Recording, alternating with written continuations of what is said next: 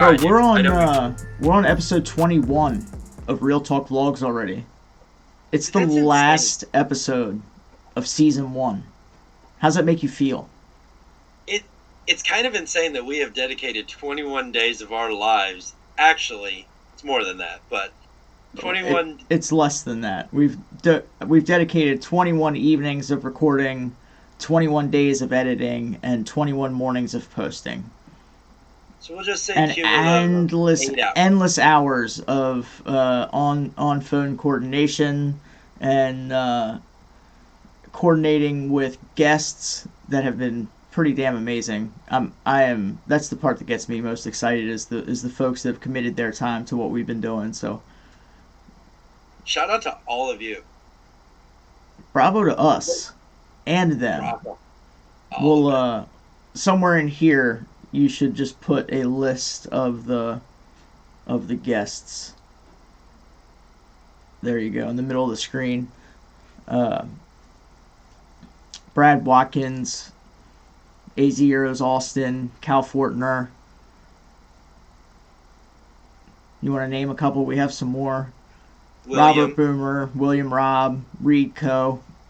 AZ Euros Austin. I already got him, man. I had to do a double tap. Got it. Yo, I was super excited to catch up with Cal at PRI and check out his subframe that he had acquired from Dude. Verkaline. That thing looked That thing- legit. Yeah, it was. Hell yeah. Um. So, I know you were already talking. Technically, have you put your intro in? Are we our 4 or 5 sentences in? Yeah, I think we are, man. Do you want me to drop the whole formal Yeah, official drop intro? the intro because Alright. it's been screwing with him. Yeah, okay, we'll back up for a second and then we'll get to the intro. So Jack dropped on me several weeks ago that we were going to do no intros, and it has messed with my podcast startup procedure. I'm a traditional man of routine, and it didn't work well. So for the final episode, I decided, Jack, Steve Melling of Rest 4 Race Wars, I'm going to drop the official intro since you've done essentially all of the other ones for, I think, episodes 1 through 18 or so. So, Bro, welcome. Maybe we start season 2 with Rochambeauing for who does the episode each week. The intro. Yeah, I'm not trying to plan season 2 live on air at the end of season 1. We have to do some Okay. actual planning. But Gotcha.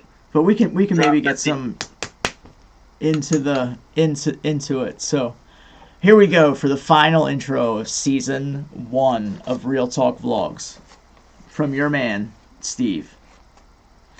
Welcome to Real Talk Vlogs, episode 21, the final upload of season 1 and the first ever Christmas special. It is a holiday season and special times all over the world. I'm Steven with S4RW.net, and that's Jack with RowdyAudi.com. We are enthusiasts from the car community, bringing you our thoughts on all sorts of topics. And today we will give you a small, short bit of interesting holiday history. So welcome to Real Talk Vlogs. Jack, how was your week, man? Alright, I gotta ask a question. Can you put small and short? Is that okay to do that? Isn't that like a double homonym or something? Yeah, when we get to the segment of this episode about the history I'm providing of Christmas, you'll understand that both small and short apply. I'm not trying to give the all-bearing world history of Christmas. It is a short, brief, small history lesson from Steve. In other words, you don't want to offend nobody. True facts. True facts. Alright, so my week has been interesting. Coming up to us, first off, trying another thing with the audio again. I know it's always been an ongoing joke for the last 21 uploads that, hey, are we going to ever get this right? But we're trying something else. I'm doing this VB source audio thing where I should be able to click connect and have virtual auxiliary cables, but we'll find out how it goes in post. I honestly do think that our audio has been improving, and I think that we will get to the point where it is crisp, clear, and perfect for all our future uploads, and season 2 is going to be fire in that regard. Yeah. Hey, half of the battle of learning is failing. But you just got to do it fast and swift and, like, to the point and keep moving forward. Like, it is what it is. Speaking of fails, I think our farm might be burning down right now. No joke. Okay. So, I don't know it. Or it's a overhyped mother-in-law that thinks... So, the angle of the dangle on the security camera, she thinks the burn pile is out of control. Which, for those who are listening and don't know, Steve and I already talked about this earlier. My father-in-law took a ash bit, because my shop that I have... Let me stop. SPR Industries, my company that I own, that operate, we heat it with a wood-burning furnace. Steve told me I need to make sure that we clarify more things because some people don't always listen like that. And wood-burning stoves produce quite a bit of ash, and you have to remove the ash from the stove, and it ends up being dumped where, Jack? Well, normally it goes in an ash bucket that's right next to the fire, which is where we store it until it's full. Well, I guess it was full, and Paul took it outside to our brush pile, which had 4 giant piles of chipped wood on it. Like landscaping mulch. Yeah, like landscaping mulch, exactly. Okay. And a little bit of wind, right amount of dry materials, and now the whole brush pile 3 days later has gone up in flames. So what you're saying is there was no hosing of the ash. There was no Smokey the Bear wet down of the flammable combustible materials. Yes, there was no hosing of the ash afterwards, which normally isn't a big deal because we put all of our ash in a small pit right by the house. Mm-hmm. Like, it's very contained and, like, it's always watered down. But I don't know why Paul put it out there, but next thing we know, the thing, like, not next thing, like, not hours, but it's like a day later we noticed it was smoking. It's like, what the fuck? Did you try to do that, Paul? And, did you hit it with the hose? Yeah, we hit it with the hose afterwards. We've been hitting it with the hose for 2 days and, like, raking through it, trying to put it out. It's whatever. It's hard for me to believe that you've been hitting it with the hose for 2 days and it still hasn't gone out. I'm just saying that you can move a lot of water through a hose and you can drown that stuff. And if you can't manage to get a small little itty bitty fire out made from some ash, should I really be inviting you to my campsites? I'm going to find a video here real quick for you to look at through the camera. Because this is not a little bitty fire.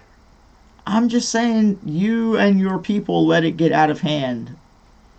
Bro, my people... Preventable. It wasn't that... It's not... Like, it's big and bad, but it's not like, oh my god, we're going to die.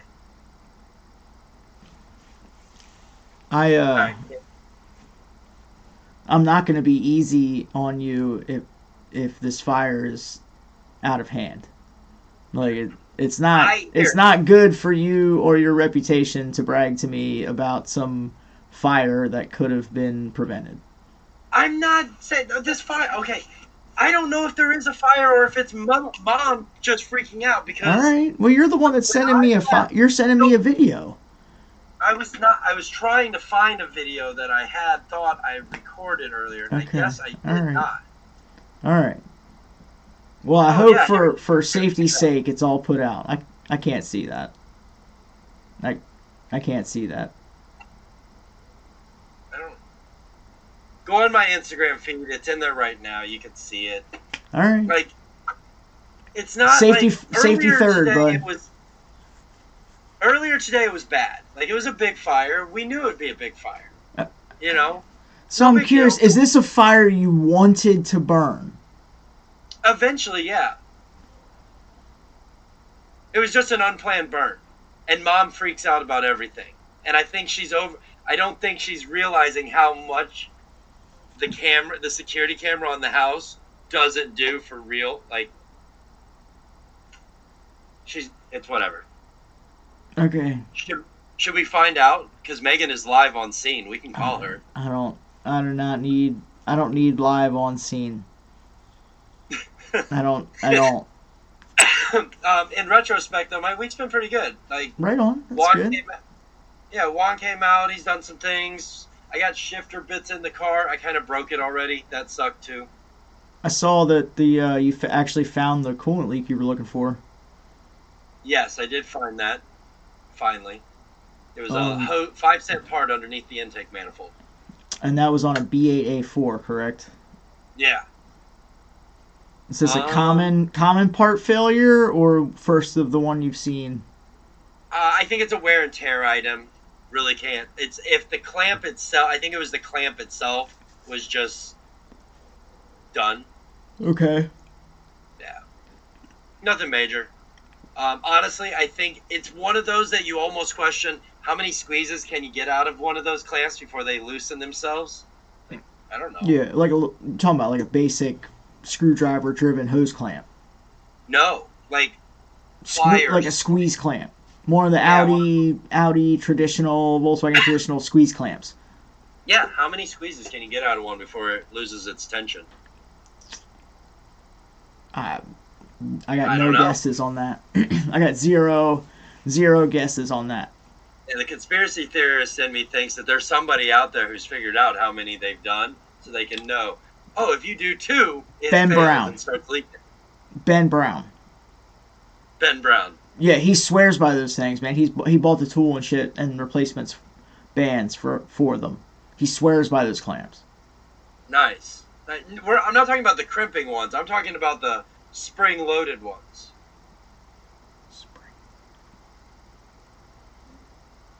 Oh. Are you talking about the one that's got the one that looks like a PEX connector? I'm talking about the crimped end ones. Yeah, no. I like those. Those are cool. Okay. I'm not opposed to those. I have that same You're stuff. talking about the ones that have like 2 prongs one way and a single prong the other way. It's a spring-loaded hose clamp. And you take a pair of pliers and you push the springs together and it opens the band up. That's the one you're talking about?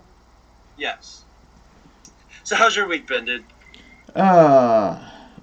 Busy as shit as usual, but not bad. I am going to go visit the shop that has the laser tomorrow, so that's on the schedule. I went to Delaware this weekend and did family reunion stuff for the Christmas holiday. Ooh, any good food? Yeah. Look, my mom, right? My mom is one of 9 kids, and her maiden name is Gary, and so we have the Gary family reunion like the week or 2 weeks before Christmas every year, and it's a potluck. And my mom brings rolls, and one of the aunts makes iced tea, and somebody brings ham, and somebody brings turkey, and somebody brings, deviled eggs, and mashed potatoes, and macaroni and cheese, and everything. Look, so my mom is one of 9 kids, right? And they're all grandparent and great-grandparent age now. So some of my mom's siblings have passed away, but we essentially have 100 people, or 100+ people.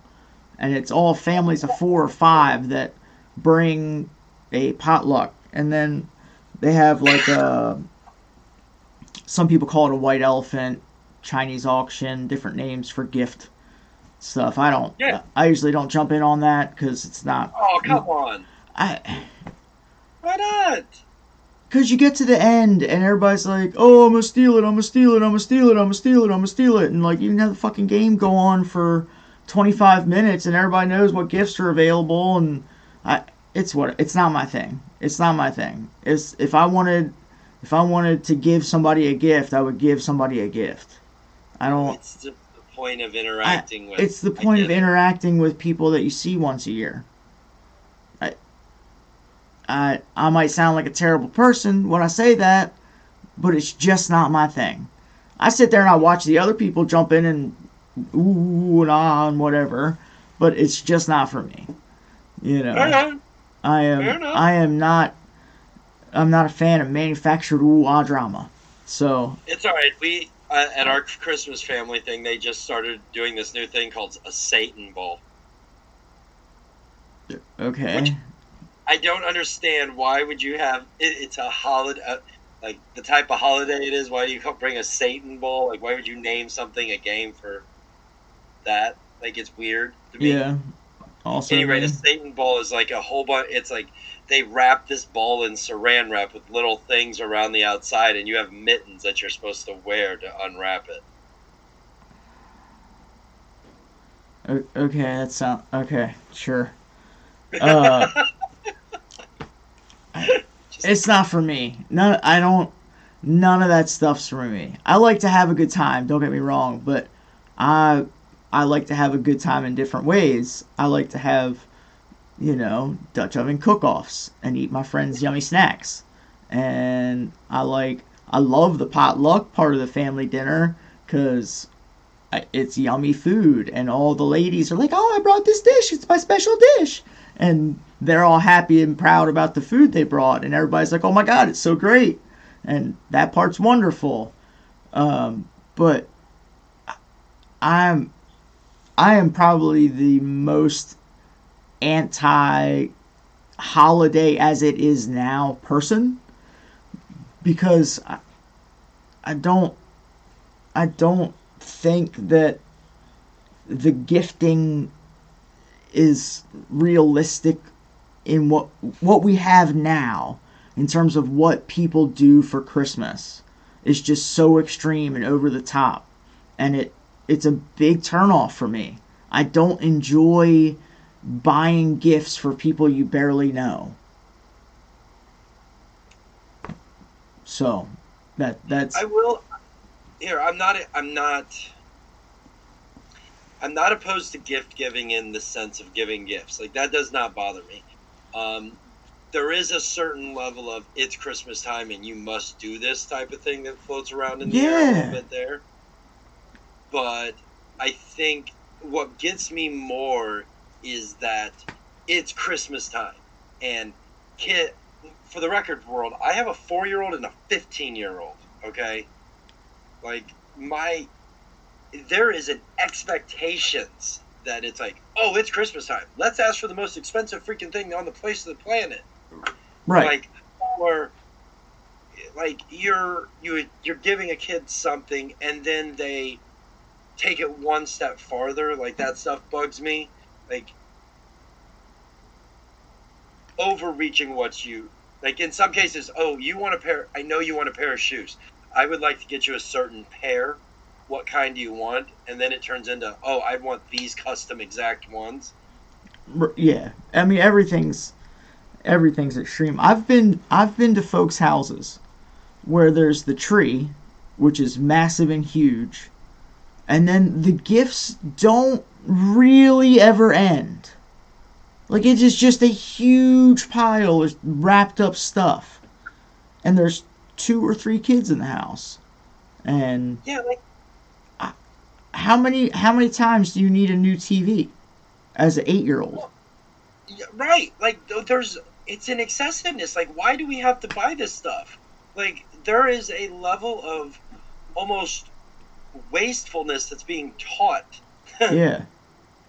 Like, I remember when I was a kid, like, it's one thing to ask for something, and then it's another thing altogether to, like, just overgive to kids. I don't like. I don't know. I'm having a problem finding the exact word here I'm trying to get at. But, like, I know when I was a kid, and my mom was like, "Yo, what do you want? What do you want for Christmas?" It made me uncomfortable to ask for stuff. It still makes me uncomfortable to ask for stuff. When somebody says, "Oh, what do you want? What do you need?" If there's something that I need or want, I try to work it out on my own. And the whole concept of gift giving around, I love to give people things. I enjoy making people happy. But for it is so, it just makes me cringe when somebody's like, "Hey man, what do you want? Let me know what you want for Christmas." Well, come hang out with me. Let's get some dinner. Let's have a drink. Yeah. Spend time together. And also, the holiday season is tough for a lot of people that don't have a strong family dynamic. And there is a reason that the most DUIs are given out on Christmas and Christmas Eve. Wow. Really? Yeah. That's Yeah, dude. Yeah, when you entitlement. That's the word I was looking for. entitlement. Yeah. Oh, it's bad, man. It's bad. Yeah. And there are. I'm stumbling over my words for a second. So You're okay. I'm gonna back up and give a little personal history go with this. I work in construction, and I've been working in construction for more than 15 years, and I'm in the financial and estimating side, management side of it now. When I was working in the field, there was more than one guy telling me about the things that they wanted to get for their kid and they couldn't. And then after Christmas, there was those same guys telling me, "Oh, well, little Johnny's schoolmate got all of these things and I could only get little Johnny this and that." And there's this like whole level of pressure on parents to keep up with all of the other parents. Yeah, to keep up with the Joneses. Yeah, Like, and then the kids go to school, and kids that don't have a lot are not the popular kids for the next month or whatever, because all throughout the next time at school after Christmas, the kids that got everything are bringing this to school this week and that to school the next day and this to school the next week, and telling everybody about all the stuff they got. I don't really think they're doing show and tell so much. I mean, I guess. Okay, maybe they're not doing show and tell specifically, but you can't tell me that the lunch hall and recess. Yeah, I feel that. Okay. And don't get me wrong, I'm not trying to take away from Christmas. I enjoy spending time with my family, and I enjoy spending time with my friends, and I enjoy having a couple days off from the office, and I enjoy relaxing a little extra. But I think what we have now is just too much in a whole lot of ways.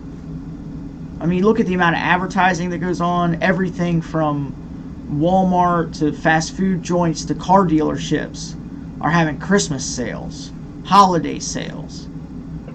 And like, people should go buy cars when they need a car, not because they want to make their wife happy for a day with a big red bow and a Mercedes.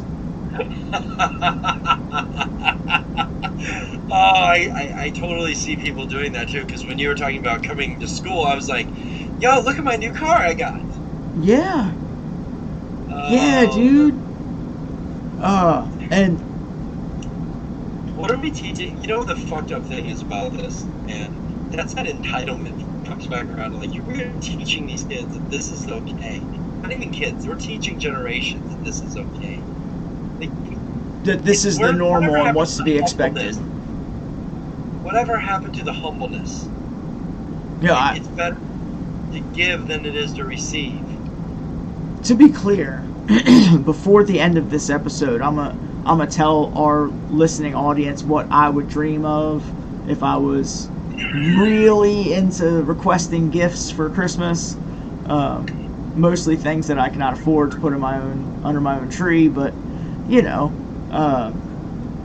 I'm going to take the other side of that coin, though, and going to go with the more practical couples that are, if I was in a couple that was into cars, what would you guys practically get for each other that would help along builds?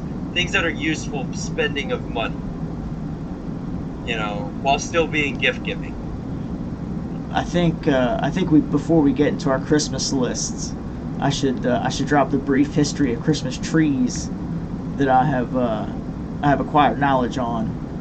Yeah, I Because mean, where else are we gonna put our gifts? We gotta have a tree first. so this is the moment that we insert our commercial break. So I looked up the a short, sweet little summary history of Christmas trees, and so essentially everywhere you go from late October through November into December, Lowe's, Walmart, every little small town's got a Christmas tree farm stand. Every Ace Hardware, every hardware store, every place is selling Christmas trees, right? Yeah. What year do you think New York City put up the first Christmas tree in Rockefeller Center? 1863. 1931. That seems so short ago. Right? Right? That's the information I found out. So I got to looking, what's the deal with Christmas trees? Because in my mind, they've been around forever, and Santa Claus is eternal, and he's got a Christmas tree at his house, etc. That's all imaginary stuff, but I never in my life would have thought that Christmas trees were a public display for less than 100 years in this country. Yeah, it just... Maybe it's perspective of time out the window. Yeah, it is. A big part of it is. When do you think the first Christmas tree was put up in this country? Not for public display, but in a private residence. So that would imply that that would be the first quote-unquote Christmas. No. The first Christmas tree in this country. 1900. 1830. By German immigrants. What? Right? Right? So the first one was put up in Rockefeller Center in relation to the Great Depression. Because, trees are expensive. Trees have always been expensive. Now, they were less expensive in the 1900s, but they were still expensive relative to that time. Right? So a vast majority of the country's unemployed and broke as hell, right? So they're like, yo, we're going to put up one big Christmas tree for the country. Woo! Rah, rah, rah. Oh, I see what you're getting at. Yeah. Right? So we're going to go a little further back. Like, all the way further back. So, back in eras when there were religions with multiple gods, many of the religions that had a sun god believed that any plant that was green year-round was a blessing from the sun god, right? Okay. So evergreens, ferns, things that were green year-round, fir trees, right? So before putting Christmas trees up was a thing, before Christianity was the worldwide religion, in the era of Roman gods and Egyptian gods, the Egyptian god Ra had a sun and an eagle's head as his symbol, right? And was the Egyptian sun god. Yeah, I've listened to some Discovery channels about Ra. Right, okay. Pretty popular guy in Egyptian history. The Roman sun god, dropping memory on the name at the moment, but there was also a Roman sun god. And in in the time of the pharaohs and the equivalent Roman eras, many residents brought in evergreen branches into their home as a way to promote healing of the sun god, because they thought that the sun god was sick because the days were the shortest they were during the year. So if the sun god was ill, he couldn't brighten the day for as much during the day. Interesting. Right? Now to the bird portion. The sun god, a big symbol of sun gods was birds. So a lot of residents would clean the snow and maintain warmth in a tree on their property in an attempt to save the birds in the wintertime, to appease to the sun god. So they would bring evergreens into their home and keep a tree in their yard. Right? Now we're going to fast forward a little bit. We move on to paganism as the world religion, you know. Okay. And we are still bringing ferns into the homes, but it is evergreen branches above the windows and evergreen wreaths on the doors. Can I question real quick? And we still have trees in the yard to save the birds. All right, go ahead, ask a question. All right. Well, first, the 12 days of Christmas, now I know where they store all the freaking birds. They store it in the thawed out tree in your front yard. Yeah, actually, it's funny you bring that up. The 12 days of Christmas, I think the first 6 or 7 things, excluding the 5 golden rings, are all birds or birds in trees. Yeah. It's very... Right?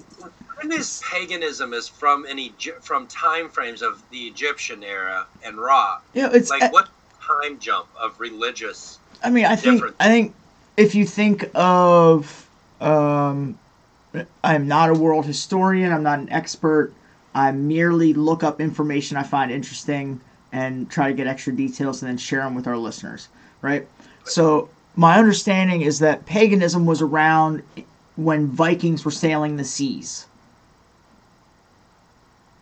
So, 1200s, 1100s. I'm gonna bust out quick Google math. 900s. I'm not 100% sure, to be honest. You're all right. I'm curious when Egyptians were, like Egyptian time frame. Now the like pyramids of Giza, Egyptian time frame, ancient Egypt is pre-paganism. Yeah, so that's 2700 to 2200 BCE. Right. Paganism.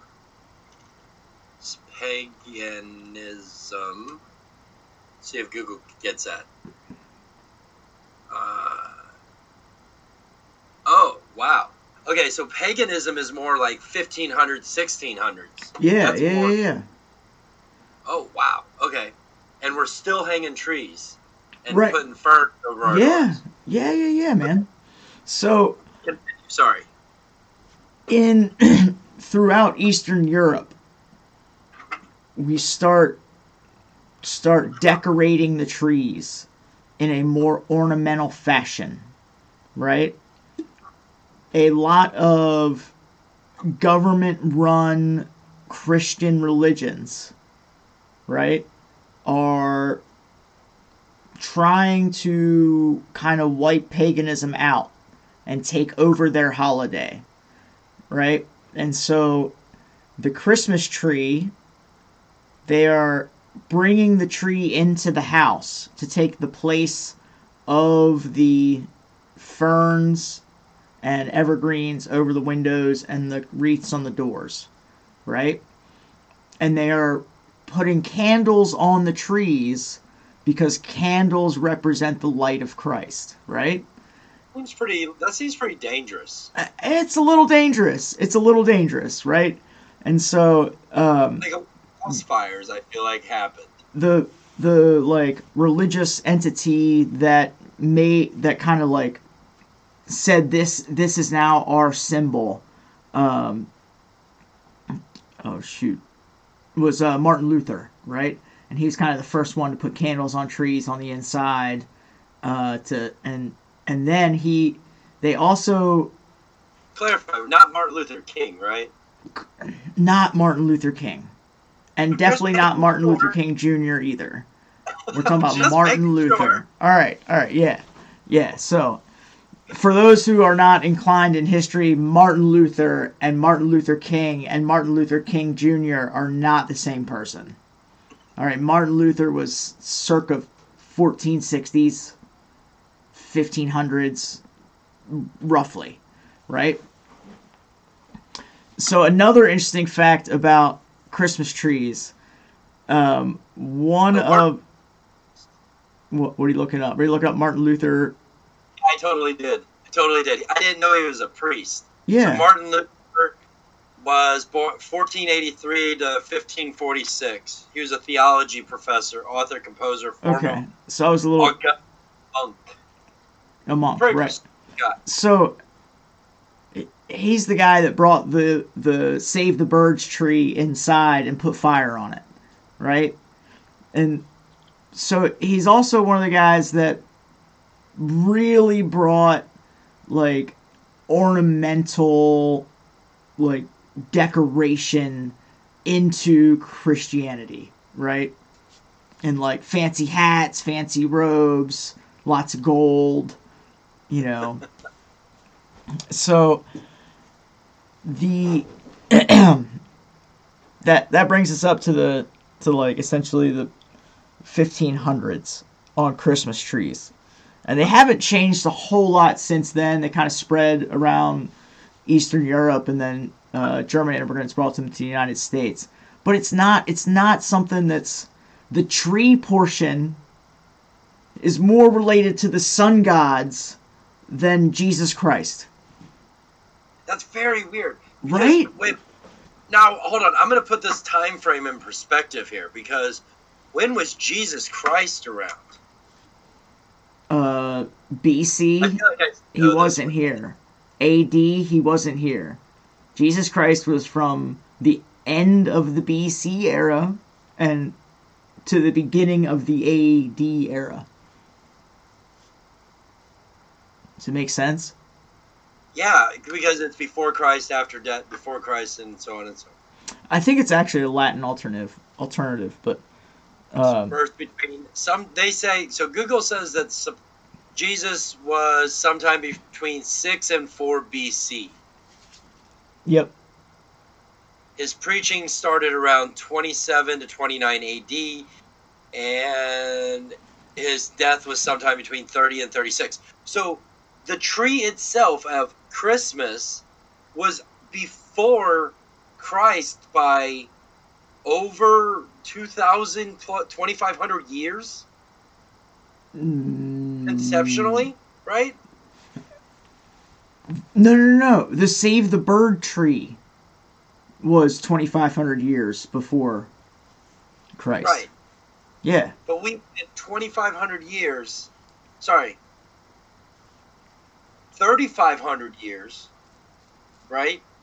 Because we went all the way to the 1600s with paganism. 4,000 years?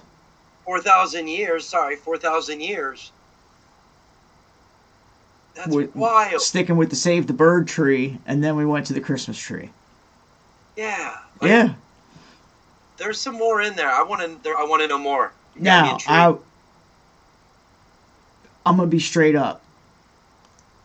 I glossed over a lot of stuff. There is some dark history associated with Christmas and the decorations that we use. All right. So, in Massachusetts, what is now Massachusetts, in very early colony era in the United States, or in the colonies of the United States, whatever you want to call it, however you want to refer to it, right? Yeah, I get it. You couldn't have you could not have a Christmas tree. You weren't allowed, because Christmas was a very religious time, and any ornaments were considered like an offense to the church. Interesting. Yeah. And now we're like, Christmas says decorate the tree. And 350 years ago in this country, they were hanging dudes for having a decorative tree. Well, and okay, so just out of curiosity, the time frame, when you mean church, we're talking about like Catholic Church, the guys across the ocean, across the pond. No. We're talking about the guys in what is now Massachusetts. So local churches, essentially, who are making these rules. Mm-hmm. That's wild. Right. How did religion govern politics like that? Like, isn't it? Oh, I mean, it wasn't. Religion life? wasn't governing politics. Religion was politics. Yeah, For a because, long like, time, the churches ran everything. Not, you know, you look at churches now. How many churches uses the King James Bible? Yeah. Think about what that means. Yeah, I don't even know. I still have a thing about the way that the Bible was wrote because I want to know more about it, like prior context, for the one reason of it was wrote in a time where when you didn't agree with me, off with your head, or if you decorated your Christmas tree, off with your head. Yeah. Dude, like our history as a it's dark, man. Like I'm not meaning like our U.S. history here either. I'm talking about our history as human race. Yes, there is some shit in there that I think it would freak a lot of people out, but at the same time, I don't think there's enough people out there who would care to know it. Well, dark history things, such as the amount of Genghis Khan descendants in the world. Oh, yeah. Because of how much raping he did as king. Or as, like... People don't realize how many kids that he had across how many nations. Like, it's ridiculous. Yeah. Yeah, like, dude. Like, I forget what they said it was. There was a point, I remember, there was a statistic where, like, this exuberant amount of us are related. Mm-hmm. Yep.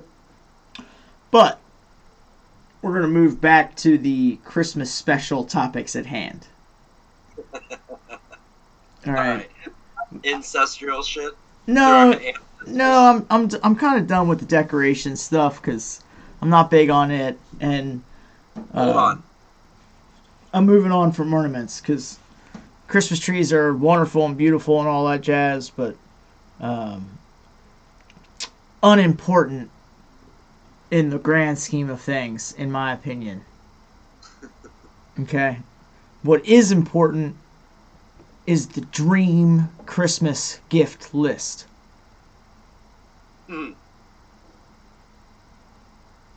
What is the number one thing? Wait a minute, how many items do you have on your dream Christmas list?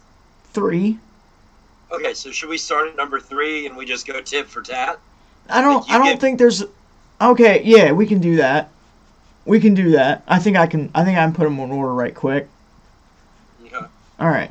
I'm gonna start it. Man, this is hard, bro. Okay. How about No, I got it. We're gonna start out with the Miller Multimatic 235 multi-process welder with dual cylinder cart and TIG kit for all of your metal fabrication needs. When you just want to electronically melt metal into magma and stick that shit together and build something impressive, what you need is the Miller Multimatic 235 multi-process welder with dual cylinder cart and TIG kit for a low price of $3,749. I'm looking at it right now. You know what? These things are legit, though. Like, yeah. Like, don't get me wrong. You can get a cheaper welder. But this is Steve's shop dream list. I'm trying to build shit and not have to get another tool later. You'll still buy another welder. Okay. All right, fine. This welder is going to get you by for a very, very long time. At what point do I need something else? You're gonna probably get something else when you get to the stationary working. I mean, not really. That's a lie. You can do this welder for a long time. Everything I think you're gonna do, I think it's gonna be heavy equipment. If you ever have to fix like your farm equipment, you're talking about like deep gauge metal. Yeah. Okay. This is I good. think that Okay. I mean, I'll tell you straight up. I am going to be getting into welding.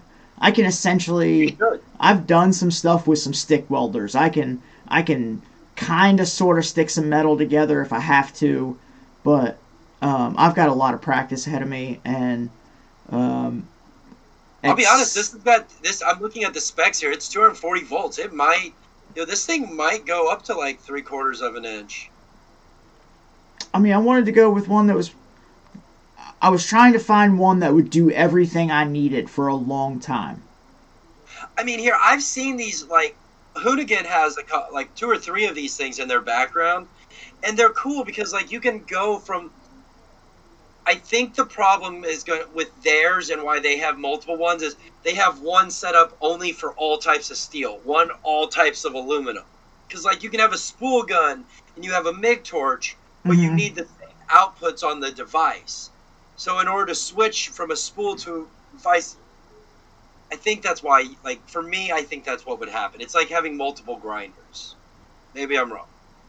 You're saying in terms of ease of usability to keep from switching setups frequently by two of them. Yeah, material because of the materials that like any like steel can do like far as tungsten, you can do steel, stainless steel, mild steel, stuff like that. Uh huh. But aluminum, you're limited pretty much to like everything that's required for aluminum, down to the gas even. Okay. You know, so I think that's where they might use multiple ones. That's where I would use multiple ones. Shoot My, from the hip. my guess is the vast majority of stuff that I'm going to be doing on is going to be steel or stainless steel car parts. You should not Uh with this. huh. With this, you're gonna want to learn how to TIG weld aluminum. You can. Okay. You should. Fuck the spool gun stuff. That's junk. Okay. All right. Noted. I have a spool gun. I've used it one time. Maybe it was the application I was trying to use it with, but I failed once horribly, and I was like, I'm done. I'm gonna learn how to TIG weld. Right on. Right on. All right. I have so I run an Eastwood TIG 200, which fantastic welder for those who are out there. That's just my opinion. Anyway, so now is this where we jump to mine, or do you want to go into Well, number two? I honestly think that I should kind of go through all of my lists because I'm going at it at a different angle than what you're dangling on your Okay. list. Fair enough. So I'm not trying to switch dynamics too frequently, but I am going to jump up in price point pretty significantly. Okay, and when I say significantly, I'm gonna essentially add a 1 to the front of this $3,749, and I'm gonna jump right onto the CreateBot Peak 300 Gen 2 ultra high temperature industrial size 3D printer. What the heck is this thing? Fuck yes, buddy. Yo! This essentially is a 3D printer that allows you to print in hot and cold, and the usable print material list is so long. And so, like, when we were talking to Reed from Tweetler Performance, right? And he was talking about printing pretty complex composite material, intake manifolds, etc. Yeah. This is the kind of machine you would want to do that on a production scale. What's the bed of this thing? Um, Bill, I'm looking at it right here.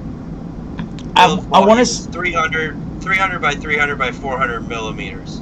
Yo, it's essentially 12 by 12 by 16. That's small for 13 grand.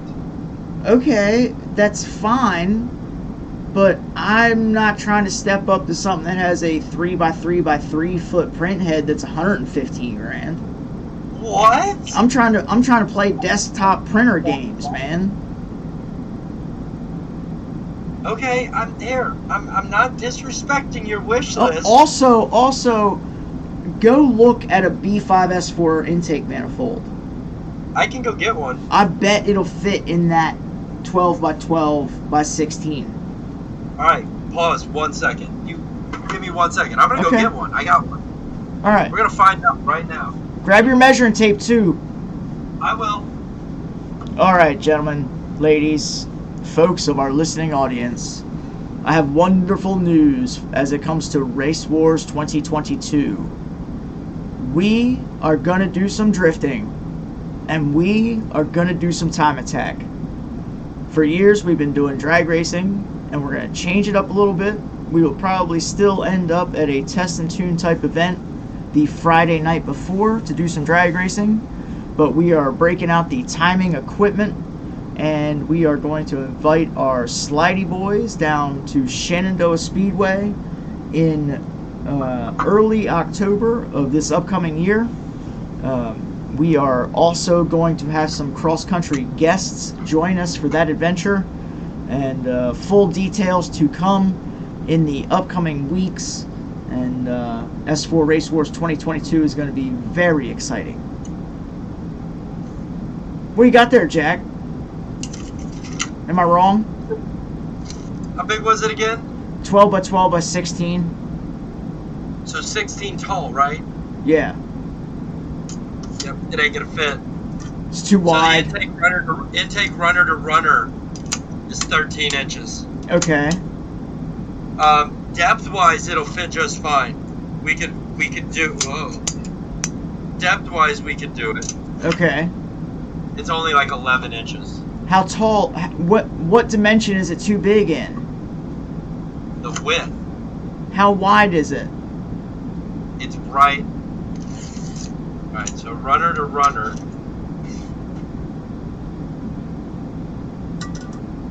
It's 13.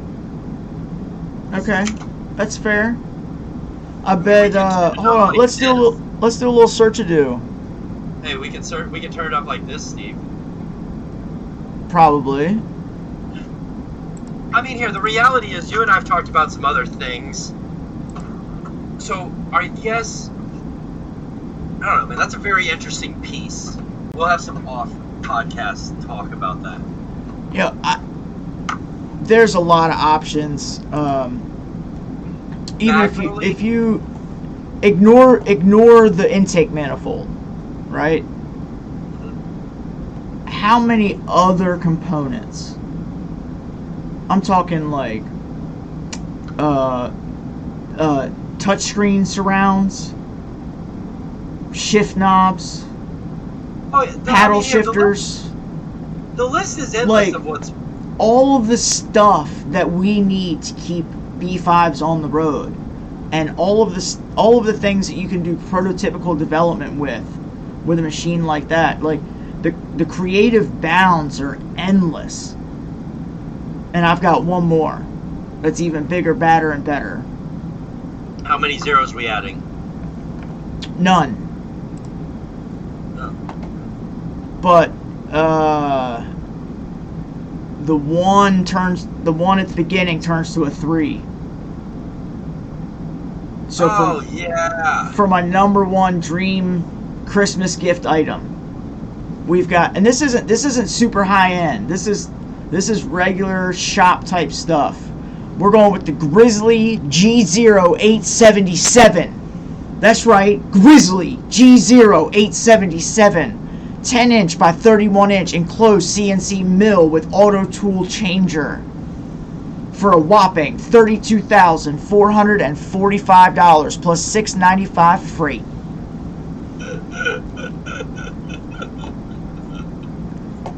Oh, sheets.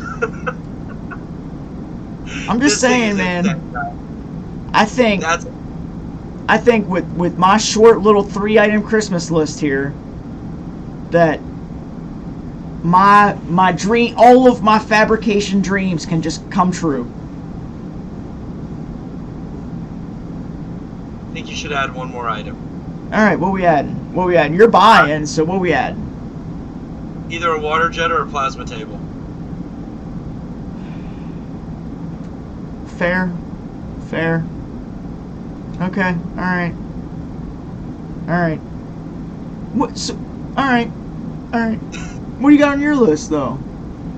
My list is like a double-edged sword because there's a lot of things that we don't all right, we back up and start here. To clarify, I am covering couples, car people couples. Like, what do you buy for each other that are like practical items? Like, first, I don't want screwdrivers for Christmas. Do you like screwdrivers for Christmas? Don't buy car guys screwdrivers for Christmas. We all have screwdrivers. For instance, get example gifts.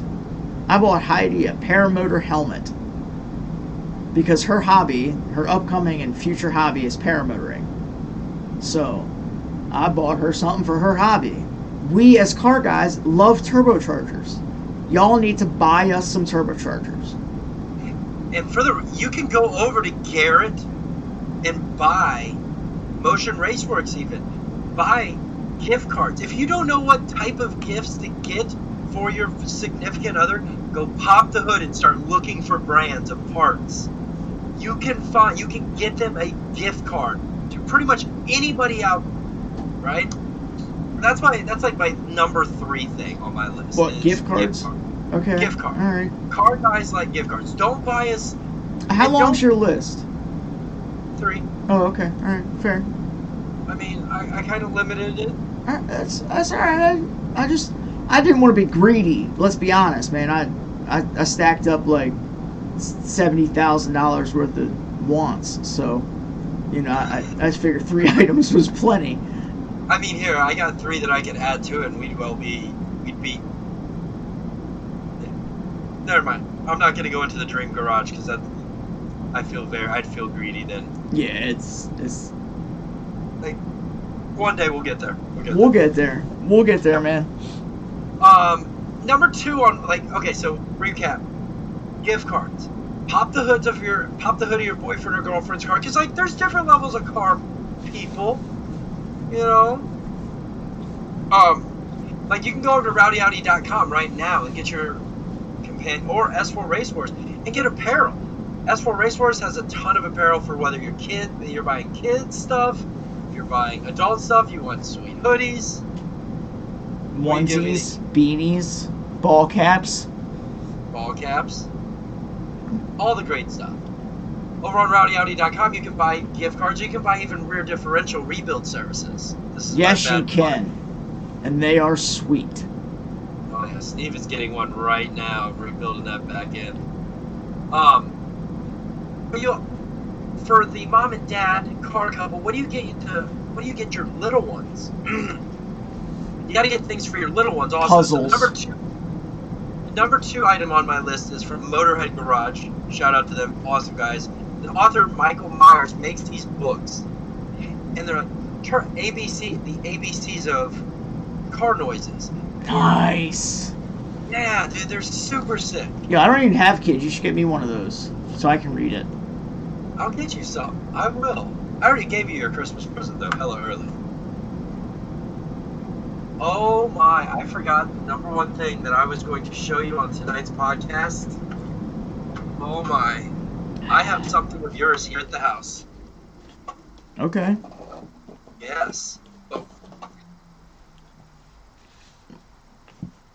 I don't feel like my list isn't, I don't feel like it's exciting. They're as yours. You have the kid. You have your kids, but you also got to think of parents on this one, right? Like, you're not going to get a kid a gift card or anything, unless your kid is wanting car parts. Totally get a parent a coloring book, though. Oh, I'd get a parent a coloring book. Yeah. I mean, it don't matter if you're buying for kids, or, I mean, I guess you could get kids a gift card. Like, if Jacob was into car parts, I would just go look at the stickers on his car. Kids don't give a shit about gift cards. Let's be real. They want to unwrap something and see a gift. Buying 15-year-olds Christmas presents has been the hardest thing I've tried to figure out so far. See, I've got the total solution to that. Condoms. Don't have the 15-year-old. Oh, I thought you were saying give the 15-year-old condoms. It's also an option. Yo, here's some real talk shit. 15-year-olds are gonna do things they shouldn't be doing. Sex is probably one of them. Facts. I mean, unless you're gonna sit with them and watch them every moment of every day, at least make sure that they are gonna do the wrong things the right way. Bro, I just mentioned this yesterday on my vlog, that being 15 in 1995 was not being 15 in 2021. Completely different. So, yep. With that said, I am going to move on to the number one thing on my what you should buy for your kids and couples of car people, and that is turbochargers, wheels, carbon fiber hoods, NRG steering wheels, all the good expensive stuff. Stop. Are NRG the wheels that break off in your hands? No, not that I know of. What do you mean by, like, break? They physically break? Yeah, there was some brand of steering wheel that, like, quick release wheel that was having breaking issues. That is news to me. I did not know that. I'll have to look it up. I'll follow up with that later on. It was a quick blurb I saw like 2 weeks ago.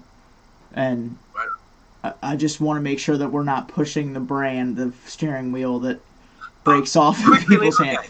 Retract.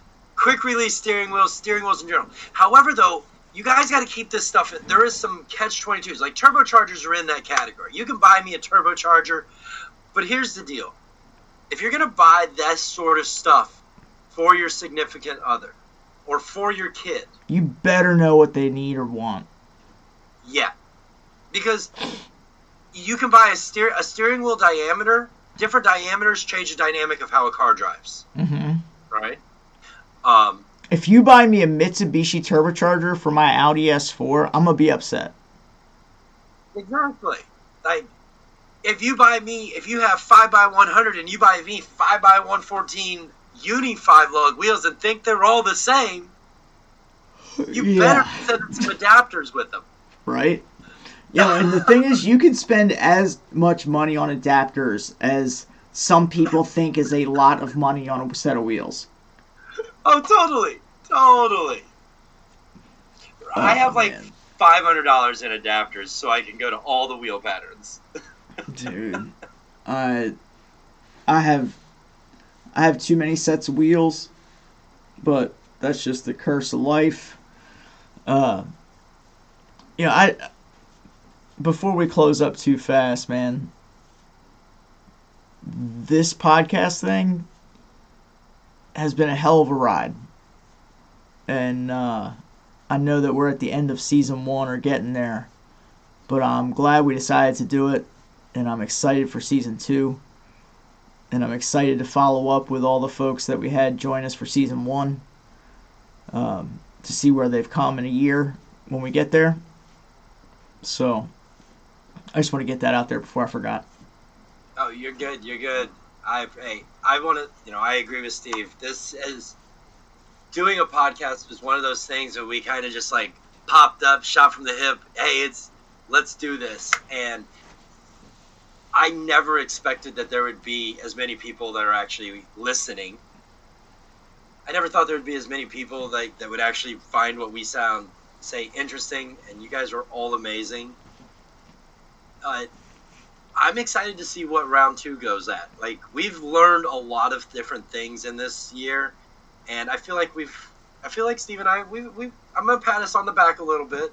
I feel like if you listen from day 1 and start popping through random uploads, it changes.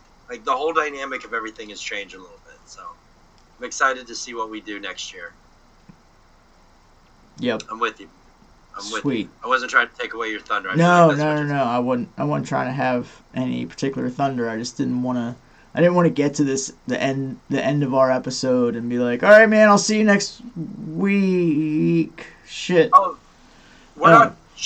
This is probably a good time to go ahead and let the people know that have listened this far that we're not.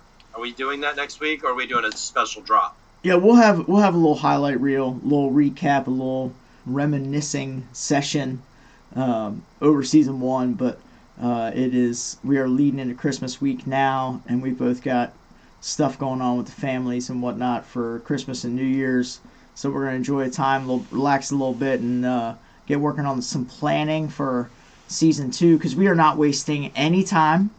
We are essentially jumping right back into recording in 2 weeks, and we are working on our guest list for season 2, and we are working on our event dates for season 2, and we are working on our travel schedule for season 2, and essentially all of that just wraps up into 2022 is going to be pretty dang amazing. Oh, I'm just stoked on the venue change of S4 Raceforce. Oh, dude, that's just one small piece stoked. too, man. Like, we have all of the stuff that's coming out of our trip from PRI. All of that. The changes to Race Wars. The continuation of Race Wars. This is our 10th year, man.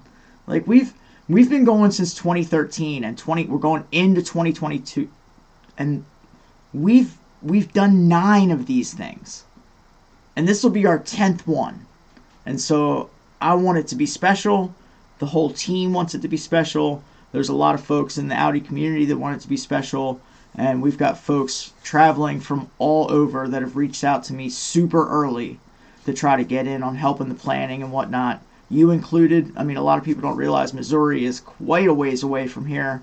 And I drove it in an 86 CRX. It takes a whopping 14 hours solid to get there.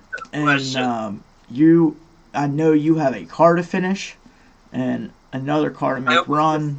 And I hope you get there, man. I'm excited to see where that bad boy goes. It'll be there. I mean, we can say what the venue change is going to incorporate, right? Or no? Oh, I already dropped in a little bit of ad earlier. The only thing I don't have settled in 100% is the date.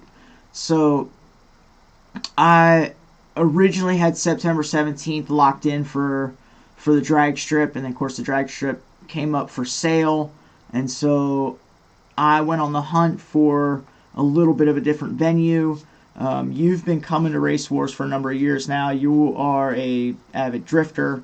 We all know that, but I'll repeat it. You slide around a big body C5A6 with a 2.7. So obviously that's not an ideal drag weapon.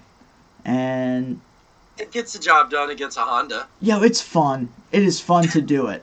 But the other side of things is drag racing is just one little piece of the automotive motorsport world, right? There's time attack, there's drifting, there's autocross, there's road racing, there's street racing, there's drag strips, there's hill climbs, there's all this stuff. And so in an effort to get Race Wars into more of those things, I'm going to be working with a company called Swingset LLC, who plans a number of drift events at Shenandoah. You came and joined us last year. Jason and the guys, they put on a hell of an event, and so I'm super excited to be partnering up with them to bring something new and different to the Race Wars community. On top of that, we are investing in timing equipment. We are investing in timing equipment. Nice. And this isn't just for this event. We're not renting it. We are going out and purchasing timing equipment so that in the future we can do hill climbs, and we can do time attacks, and we can do autocross, and we can do sprint runs, and we can do all sorts of different things that involve... So, like, will they be modules then? No, it's essentially beams. So, like you'd have at, like a high school track event. So when you go from running one car at a time or cars in sequence to running cars together, the insurance gets insane. So initially for us, we're investing in timing equipment for events in which a single car is timed at a time. That's time attack, autocross, hill climb, that kind of grouping of types of events. We can do events different types of events, but all kind of one car at a time. If we start moving into roll racing on longer strips of straight runway or whatever, we'll have to buy a second timing setup, one for each lane. Oh, okay. Okay. And so I'm not opposed to that, but we've got to get our events to the point where we can justify that expense. But makes sense. A single set of timing equipment is not a cheap.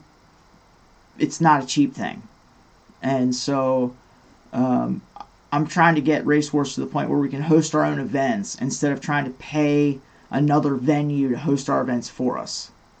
And then on top of that, if the time attack setup works well with Swing Set, we can start working with them more to kind of bring more to their events as well, versus just us trying to bring them into Race Wars. Because Swing Set's been around a long time. They're an established drifting organization. They've kind of got a strong footprint in the Mid-Atlantic region, the Virginia area, and so a lot of respect to those guys, and I'm excited to work with them for sure. Absolutely, dude. I'm excited to see how this is going to go down. When you think about Shenandoah is for those who are out there in the world who are listening, Shenandoah is a half-mile oval. It's shorter than that. It's 3/8. 3/8 of a mile. I apologize. 3/8 of a mile oval with a concrete infield. Paved. It's asphalt paved infield. Asphalt paved infield. The idea here is we're going to do a time attack course with a drift course in the same thing. The great part about this is drift guys aren't going to run. I mean, could we? Yeah. But are we? No. Like saying lap to lap to lap to lap for however many hours. So it's a nice monotony breakup of allowing the cars to cool down and let others get on the track, and drivers can spectate and vice versa.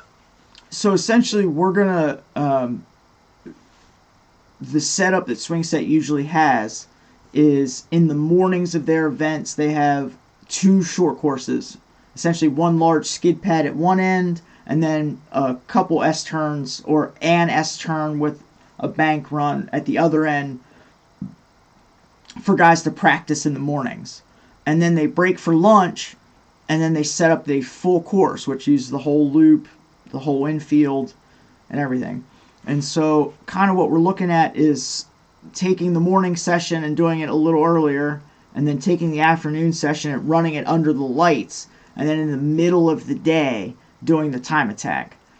And essentially we'll probably limit it to maybe 30 entrants. That way you get 3 runs each, 4 runs each, and we can get it squeezed into 2 hours. That gives any of the drift guys that need to do random repairs from the morning session time to get some wrenching in, and it doesn't really cut too much out of their day.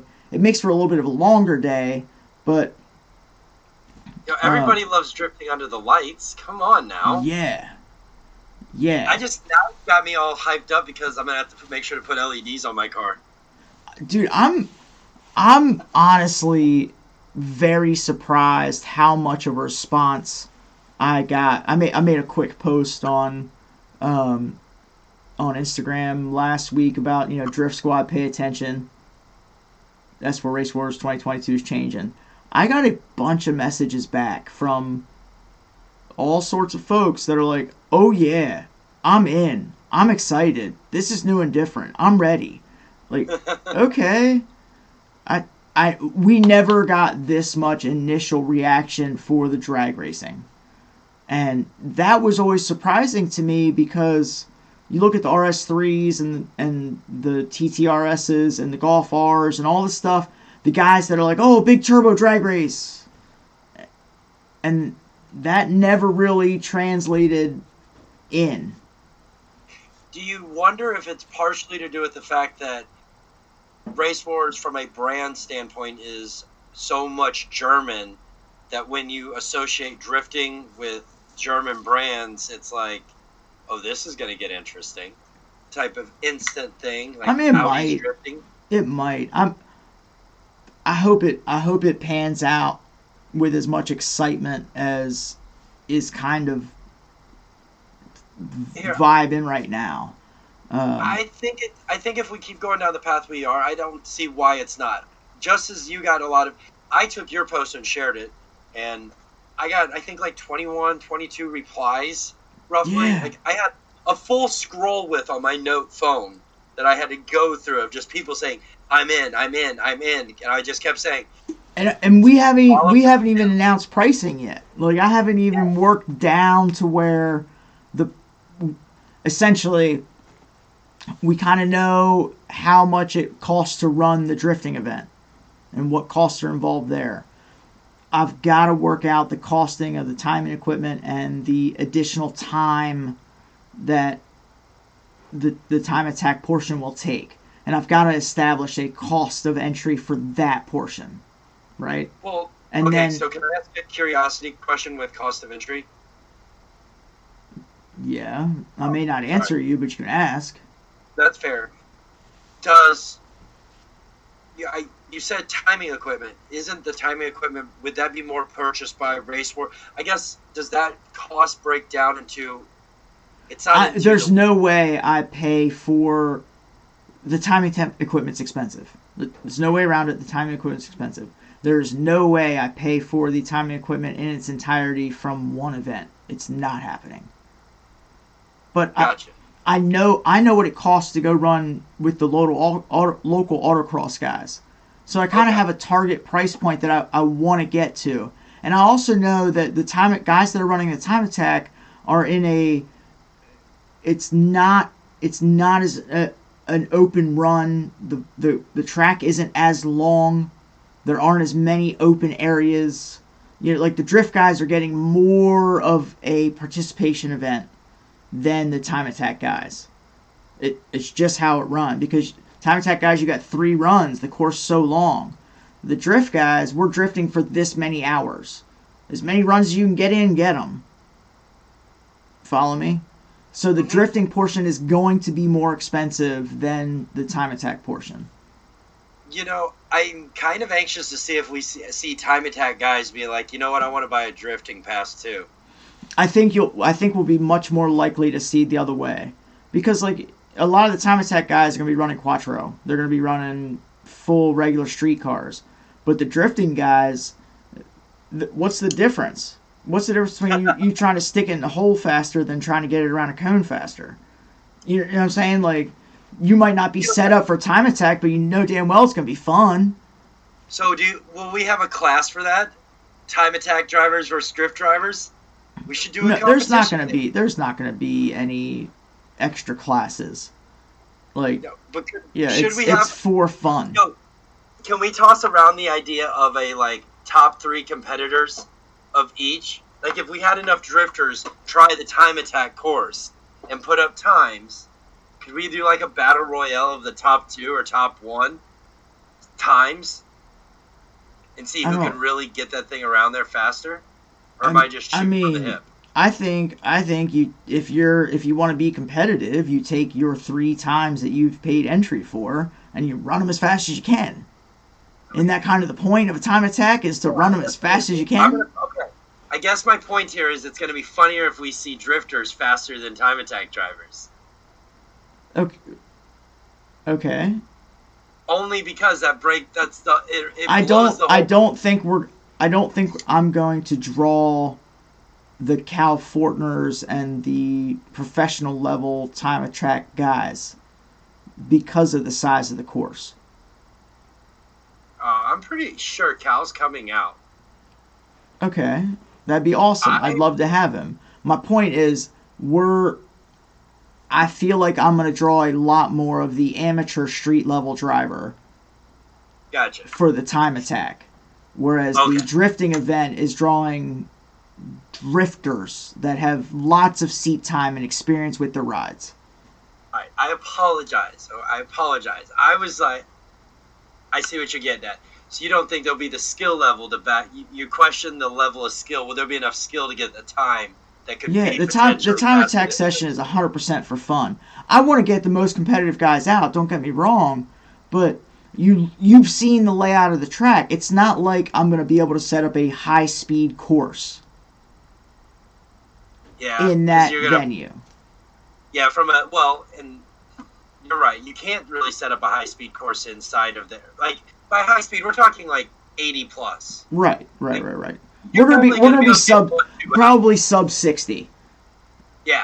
Yeah, without a doubt. And don't get me wrong, there is jersey wall all over the place. There is Connex boxes. There is sharp corners. There's going to be stop boxes. 60 miles an hour is going to feel like a lot of speed in the confines you're running.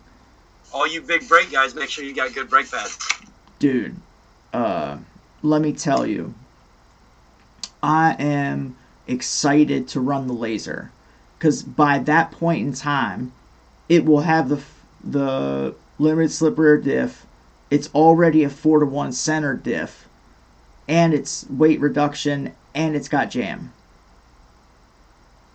I would like to put my request in to be able to drive it at that event. Okay. Specifically, I mean, I'll test drive it at Wookiees. If you pay time attack entry, you can drive my car in the time attack. I will pay time attack entry and would love to be able to borrow your car for time attack. Okay. I will do that. All right. I mean, I get ride-alongs in the LSA. I'll let you drive the LSA if you buy a drift ticket. Yo, look, I am not going to drive your car. No offense. I mean, I appreciate that's a different level car with a lot more time involved. Don't get me, I've got time involved in my car, but I appreciate the offer. I would drive it on the street, but I would not try to slide it around a track. Fair enough. Maybe we'll let you try to slide it around a donut. I'd probably fuck around in the 2.7 A6 more than I would the LSA. I'll be honest. If plans go the way it is, from my understanding, I'm not the only one who's going to try to bring 2 cars. My goal is to bring 2 cars down there. I'm going to bring the LSA car and the 2.7 car. When we lock in the other thing you're talking about, I think I might save the announcement for when that gentleman is available to be on the podcast. I dig that. Because it's a big deal, and I hope it works out. So I don't want to get ahead of myself. That's fair. I don't want to pop the bubble either. I get that. But 2022 is going to be big. Season 2 is going to be amazing. I think Season 1 is officially a wrap. And again, huge shout out and thanks to all of our 2021 Season 1 guests. And cheers to Season 2, bro. We have another one in the bag. Thanks for watching. Thanks for subscribing. You can catch us every Friday morning at 12:01 a.m. on your favorite listening station, whether it be Google's you can find us right now on Google Podcasts, Spotify, Buzzsprout, YouTube, and all the links in the description below. Make sure to follow Steve at S4 Race Wars, and follow me, Jack, at Rowdy Outy, and you can find us on all social media. We appreciate you guys for listening. Until next Friday. Until next season. Next year. Love you guys. Thanks. Bye. Rowdy.